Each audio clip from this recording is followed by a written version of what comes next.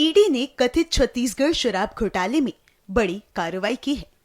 छत्तीसगढ़ के पूर्व मुख्यमंत्री भूपेश बघेल की करीबी सहयोगी सौम्य चौरसिया को गिरफ्तार कर लिया है। 2 दिन की रिमांड पूरी होने के बाद सौम्य चौरसिया को कोर्ट में पेश किया गया है। विशेष न्यायालय ने सौम्य को 2 जनवरी तक न्यायिक रिमांड पर जेल भेज दिया है।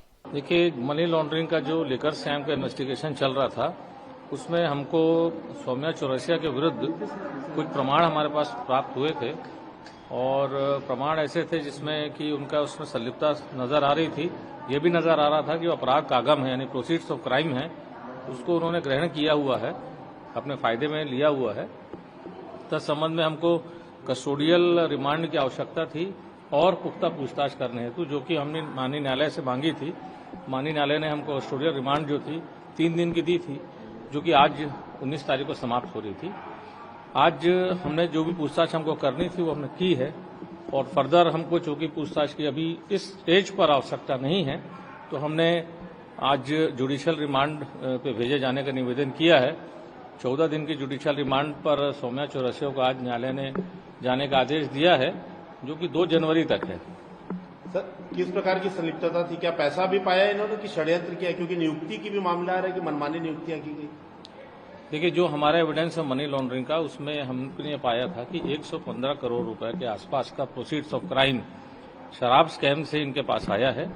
और जैसे कि के श्रीवास्तव ने अपने स्टेटमेंट में बताया था कि 72 करोड़ रुपए के आसपास का पैसा उसने हवाला किया है सौम्या चौरसिया के डायरेक्शंस पे। और जो डायरी एंट्री थी, जो कि इनकम टैक्स ने डायरी सीजर किया था, उसमें ये बात निकल के आई थी कि 43.5 करोड़ रुपया का जो कैश फ्लो है लिकर स्कैम से, वो इनके पास आया हुआ है सौम्या चौरसिया के पास में। इसके अतिरिक्त कुछ डिजिटल एविडेंसेस हमारे पास थे, जो कि ये इशारा कर रहे थे कि जो शराब स्कैम से लेके डिस्कशन चल रहा था, जो शराब स्कैम से रिलेटेड लोग शामिल हैं ऑलरेडी, जो जेल में जा चुके हैं या जमानत पे, उनके साथ चल रहा था और उससे बातें हो रही थी। तो इस वजह से हमको ये आश्वासन हुआ कि ये जो हैं ये भी उस स्कैम में शामिल हैं और फर्दर जो भी एविडेंस हमने गैदर किया है या गैदर करेंगे आने वाले प्रोसिक्यूशन कंप्लेंट में आप लोग को दिखाई पड़ जाएगा। सर, निरंजन दास को आज आपने कस्टोडियल रिमांड मांगा है, क्या आधार बता सके? कुछ ऐसा कुछ? देखिए, निरंजन दास भी आबकारी जो विभाग था तत्कालीन, उसके शीर्ष पर बैठे हुए थे और निरंजन दास की खोज जो है वो 2022 से चल रही थी, क्योंकि 2022 में भी उनको समन किया गया, आए जरूर, लेकिन उसके बाद वो फर्दर नहीं आए और वो हाई कोर्ट में उन्होंने पिटिशंस लगाई, वहां से कोई उनको सफलता प्राप्त नहीं हुई। सुप्रीम कोर्ट गए, सुप्रीम कोर्ट से जाकर के उन्होंने एक नो कोर्सिव स्टेप का ऑर्डर लिया, हमारे पास आए और उसके बाद पुनः गायब हो गए।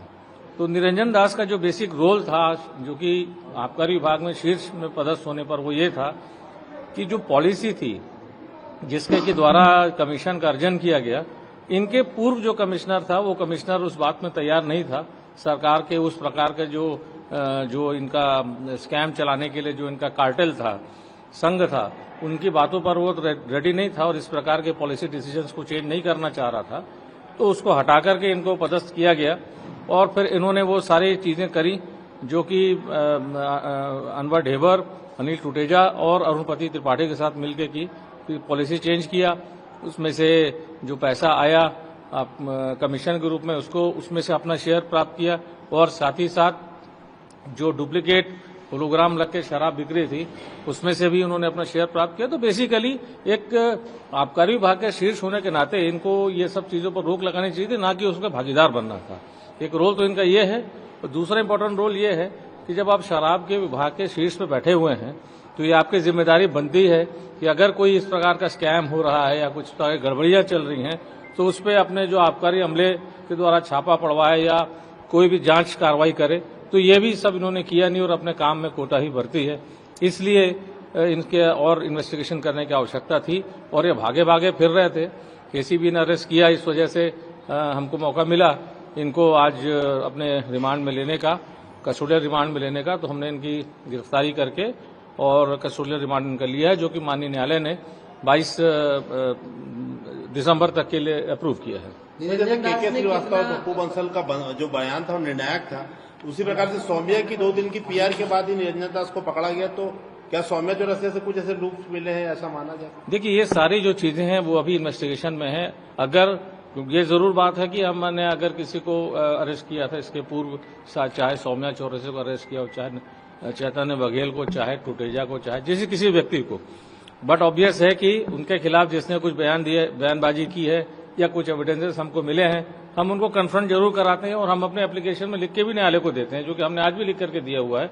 हम कन्फ्रंटेशन जरूर कराएंगे और जो भी बयानात अभी दूसरे लोग के हमारे पास अवेलेबल है, इंक्लूडिंग सौम्या चौरसिया, उससे इनका कन्फ्रंटेशन कराया जाएगा और अगर कोई नए सबूत आते हैं तो आपको अगली प्रोसिक्यूशन कंप्लेंट में जरूर दिखाई पड़ेंगे। कितने धनराशि का गबन इनके द्वारा किया गया और लॉन्ड्रिंग में क्या निरंजन दास? देखिए, यही इन्वेस्टिगेट करने के लिए इनकी कस्टोडियल रिमांड ली गई है कि इनका बेसिक रोल अभी कितने रुपए के धांधली का है, तो वो अभी थोड़े दिन बाद इसकी बात की जानकारी प्राप्त हो पाएगी। सर, ये निखिल चंद्राकर से अभी शायद बयान लिया गया है, सूर्यकांत तिवारी को लेकर कुछ अपडेट्स मिले? देखिए, निखिल चंद्राकर से रिलेटेड जो भी कार्रवाई चल रही है वो ईडी के द्वारा नहीं चल रही है, वो कार्रवाई बेसिकली एंटी करप्शन ब्यूरो के द्वारा की गई है।